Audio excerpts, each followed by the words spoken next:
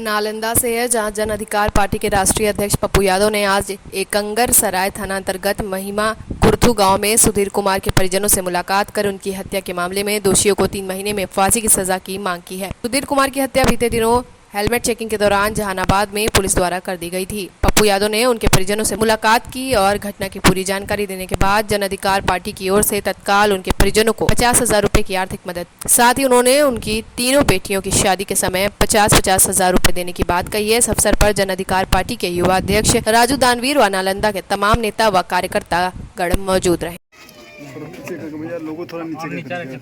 सबसे बड़ा प्रॉब्लम क्या है कि कई बार लगातार नालंदा और जहानाबाद, अभी 4 दिन पहले जहानाबाद में, 5 दिन पहले हम चंदन शर्मा की हत्या में आए थे। फिर आज ही जहानाबाद में एक मर्डर फिरोज की हत्या में हम आए, और फिर लगातार हमारे युवा अध्यक्ष दानवीर जी, हमारे मुखिया जी, सभी लोग लगे हुए थे कि अब बच्चा, हम लगातार थे कि बच्चा बच जाए किसी तरीके से। जब हमको ये जानकारी मिली कि बच्चा एक कंप्लीट इकलौता है, तो हमेशा ईश्वर से प्रार्थना रही कि बच्चा बच जाए।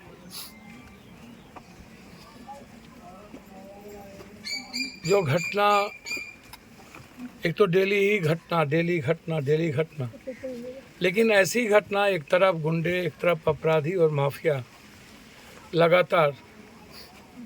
कुछ ही दिन पूर्व नालंदा में एक मर्डर में हम आए थे। एक थाना में मारते मारते 2 बच्चों को मार दिया गया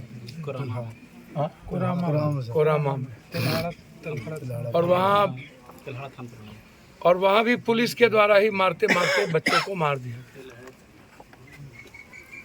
कब न्याय मिलेगा एक तरफ, और आज ही वैशाली में भी एक आरजेडी वर्कर को मार दिया। एक तरफ मुख्यमंत्री जी का घर, एक तरफ डिप्टी सीएम साहब का घर। आखिर ये सभी नेता हमेशा आम आदमी के लिए कोई काम क्यों नहीं करता? इंसानियत कैसे बचेगी, आम आदमी जिएंगे कैसे? यह सवाल इन नेताओं के मन में क्यों नहीं उठती है कि आम आदमी की ज़िंदगी के बगैर कोई ज़िंदगी नहीं है इस धरती पे।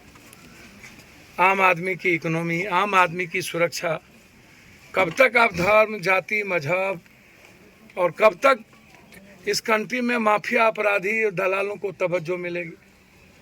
कब तक ऐसे सिस्टम को तवज्जो मिलेगी जो सिस्टम समाज के लिए और बिहार के लिए है ही नहीं? क्या मिडिल क्लास को जीने का कोई राइट नहीं है? क्या आम आदमी, गरीब, किसान या ऐसे समाज को जीने का, जो 84 करोड़ समाज 10 किलो अनाज पर जिंदा है, और 92% लोग हिंदुस्तान के 6,000 रुपया पर कैपिटा इनकम पर जिंदा है, जिसकी ज़िंदगी कुत्ते से भी, जानवर से भी बदतर है? क्या उनके लिए कोई लाइफ नहीं है इस बिहार में? क्या उनकी कोई लाइफ इस कंट्री में नहीं है? क्या आज़ाद हिंदुस्तान के बाद ऐसे लोगों के लिए कभी कोई कानून नहीं बना? कब तक? हम 83 से चलते हमको 40 साल इस बिहार में होगी। न्याय ढूंढते ढूंढते हम थक गए। बस अपराधियों को, माफियाओं को, पदाधिकारी को, नेताओं को, इन लोगों को तवज्जो। और इसमें समाज कम दोषी नहीं है। समाज आवाज उठाना छोड़ दिया। समाज के भीतर लड़ने की हिम्मत खत्म हो गई है। समाज किसी गलत चीजों के खिलाफ बोलती तक नहीं है। चलिए, नेताओं को वोट चाहिए, कोई दिक्कत नहीं है, उसमें पप्पू यादव तो नहीं आता है ना। हम कभी वोट और सियासत की राजनीति, अभी हाल फिलहाल बेटी बचाओ बेटी पढ़ाओ जंतर मंतर पर, वहाँ भी जाति में बांट दिया गया कि जाट, गुज्जर और राजपूत कर दिया गया, और प्रधानमंत्री के द्वारा कर दिया गया, और मेरे खिलाफ पूरे देश में ट्रोल करवाया गया आरएसएस, बीजेपी के द्वारा। जब भी जस्टिस की बात आएगी, क्या जाति के आधार पर जस्टिस होगा? क्या जाति के आधार पर अपराधियों का मूल्यांकन होगा? क्या जाति के आधार पर न्याय की बात होगी?